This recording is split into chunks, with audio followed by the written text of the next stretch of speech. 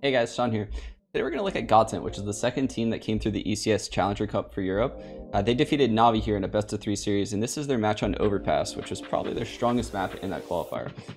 We're going to look at today what made them so strong in that. So the gist of it is that they have a very, very strong default, which has good trading, and basically it's difficult to play aggressive on them. And when it's difficult to play aggressive on a team, they dictate the pace, and it later sets them up for executes if they have that deep of a playbook. Now, they do have that deep of a playbook, and that's why GODSENT's a pretty good player, actually, as an up-and-coming team in ECS this season. So, without further ado, let's take a look at their default here. This is the first round, and how they're going to punish some aggression from Navi. So you can see at the start of the round, they're going to send 2 people towards the B site, and let's take a pause real quick. So, Freddy is going to be going towards Fountain. He's basically the eyes and ears on any A pushes. He's not trying to get any kills or anything like that. Maybe make a small presence by Fountain to allow the CTs to think maybe they're running an A default this round, right? And then we're going to have Brolin and Hampus go towards the connector. So together, they're going to both go towards the connector, and they're going to molly the stairs. So it's very hard to get aggressive on them. We're going to have Disco and Twist head towards B. Disco is going to molly the sandbag. Twist is going to end up posting up on Monster. And you're going to see how he's going to pivot actually in a little bit once he sees some aggression. So let's take a look at how this round plays out right now. And then from there, we can further dissect the shot. So again, molly towards short B. Twist holding Monster, and you can see the second Navi puts out that smoke right there, we're gonna have Twist shift over. He's gonna take that angle towards the short B tunnel, and here comes Zeus right into his crosshair. Easy kill. Disco's already working in, dies to electronic, but look at how good the trade is. Immediately once he dies, 2 people rush out, they get control of the swamp area, and it's a pretty easy round from here on out, right? So it's a good example of how just having a solid default with trading potential can get you easy rounds without ever having to do any kind of crazy complex tactics or anything like that. So let's take a look further at how this set up a later execute, which shows the depth in GODSENT's playbook. Okay guys, so here we have a round later in the half, and this is a super important round. If Navi loses this round, you can see their economic situation will put them in a pretty rough spot where they're probably having to save 2 rounds. This match does go into overtime, spoiler alert.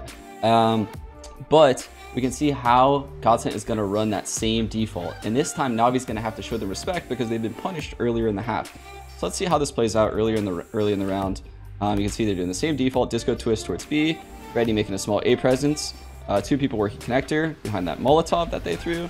So let's take a look at these guys connector now. So you can see they're peeking behind this Molotov. They flash for the stairs peek. They both are in such good positions to trade.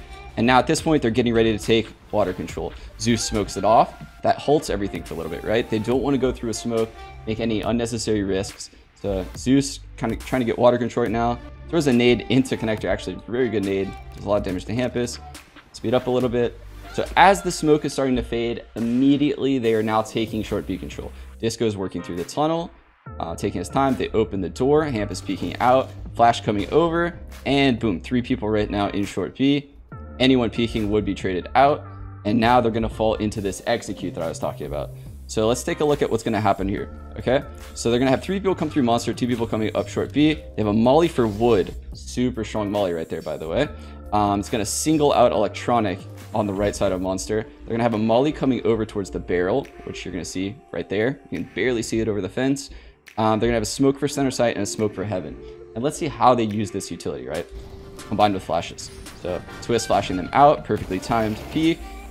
Highly doubt Electronics getting more than 1 kill right there. They've managed to get him in a situation where he's alone. There's no trade potential based on this Molotov right in front of your screen. Flamey is at that pillar. Zeus is forced. Remember you saw him at wood. He's now playing aggressive at sandbag, right? So aggressive at sandbag.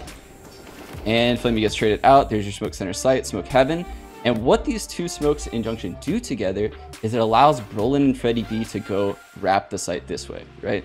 So without a smoke heaven, they could die to heaven. Without a smoke center site, this angle graffiti becomes very, very difficult to deal with, as well as pit. So together, these 2 smokes allow these 2 players to do that. Twist, you can see holding this angle towards graffiti for Monster with an AWP.